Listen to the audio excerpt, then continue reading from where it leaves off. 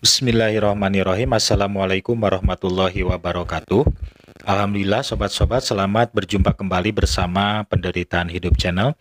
Yang pada kesempatan video kali ini saya akan membahas sebuah pertanyaan, yaitu kredit panci bayar harian apakah itu riba? Nah, ini pertanyaannya sebetulnya bukan pertanyaan dari kolom komentar video saya, tapi pertanyaan di lingkungan warga yang saya pikir tema ini bagus juga untuk dimuat di video saya, dikarenakan masalah seperti ini banyak di lingkungan masyarakat. Nah, untuk menjawab kredit panci bayar harian apakah itu riba atau bukan, sebenarnya dilihat dari kronologisnya ya, kronologis kejadiannya seperti apa. Misalnya ini kita ambil misal dulu ya, ada ibu-ibu misalnya pesen ke tukang kredit lah gitu kan, tukang kredit yang sering lewat, yang sudah langganan, taruhlah namanya misalnya Kang Asep misalnya. Nah, Asep, ibu pesen panci, tolong kirim besok ya. Panci yang seperti apa bu? Yang seperti ini. Terus besarnya sebesar apa bu? Ya sebesar saya lah. Oke. Nah, besoknya si Asep pergi ke toko. Nah, Asep pergi ke toko, terus membeli panci tersebut ke Pak Haji Rojak misalnya gitu kan. Nah, Asep membeli di toko Pak Haji Rojak misalnya dengan harga 100.000, panci tersebut dibayar oleh Asep, terus si panci tersebut dibawa ke rumahnya si ibu yang pesan. Ini bu barangnya. Nah, baik Sep, berapa harganya? Nah, Asep menyebutkan 5.000 per hari kali 30 kali, berarti sebulan ya. Berarti kalau 5.000 berarti sebulan jadi 150.000. Nah, dari beli 100.000 jual dengan cara dicicil menjadi 150.000. Nah, itu yang 50.000 apakah bunga atau riba atau bukan, gitu kan?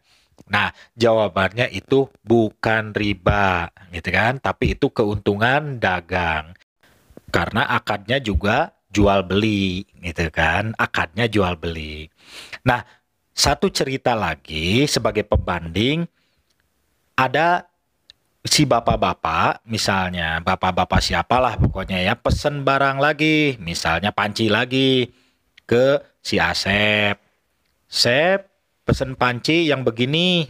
Oh, tapi saya nggak mau dibawain, pengen milih sendiri, pengen beli sendiri. Oh, ya udah nggak apa-apa Pak. Nih saya pinjam uangnya.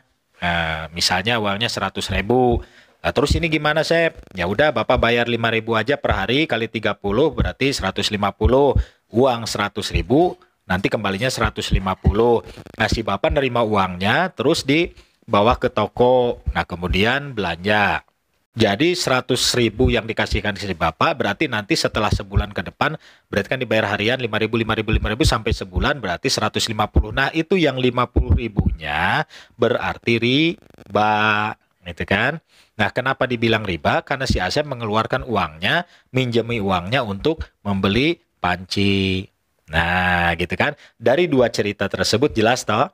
Sudah kebaca toh? Nah, dengan dua kejadian tersebut kita bisa membandingkan. Yang pertama akadnya jual beli karena barangnya dibeli dulu sama si Asep. Nah, Kang Asep membawa barang tersebut ke si ibu. Nah, yang kedua yang pesen panci lagi si bapak itu diberi pinjem uangnya. Terus si bapak belanja sendiri. Nah, kemudian pembayarannya sama. Walaupun pembayarannya sama, dicicil tiap hari 5.000 kali 30 hari, tapi itu hitungannya riba. Yang kedua tersebut riba karena Asep minjemi uangnya. Nah, bagaimana kalau dengan kredit mobil atau kredit motor? Nah, itu sama dengan kejadiannya Kang Asep tadi. Nah, jadi itu ada tiga pihak kalau kredit motor, kredit mobil gitu kan. Satu, penjual yaitu dealer, kita sebagai yang mau beli sebagai pembeli. Nah, kemudian ada pihak ketiga yaitu yang mendanai atau yang meminjamkan uangnya, gitu kan. Jadi tiga pihak. Nah, itu berarti kita minjem uangnya ke pihak ketiga untuk membeli mobil gitu atau membeli motor. Hukumnya gimana? Jelas sama Kang Asep tadi sama yaitu riba gitu. Bagaimana kalau kredit mobil atau kredit motor supaya tidak riba? Nah, harusnya si tukang kredit ini, pihak ketiga ini itu membeli dulu mobil sama motornya, dibeli dulu. ke dealer gitu. Terus dibawa. Berarti mobil tersebut sudah jadi milik tukang kredit karena sudah dibeli.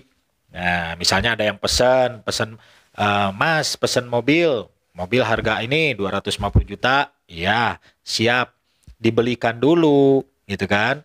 Ke dealer, dibawa menjadi hak milik tukang kredit. Nah, oleh tukang kredit dijual ke pemesan. Sama kasusnya sama Asep tadi kan. Dibeli dulu dari toko, terus dijual ke pemesan. Dan akadnya juga jual beli, bukan pendanaan. Gitu ya, jelas ya. Nah, ini bisa menjadi sebuah apa namanya itu edukasi, minimal pencerahan lah gitu kan. Karena walau bagaimanapun sebetulnya ya ulama dimanapun juga sebetulnya mengarahkan kalau bisa untuk tidak lah gitu kan, tidak kredit lah gitu kan.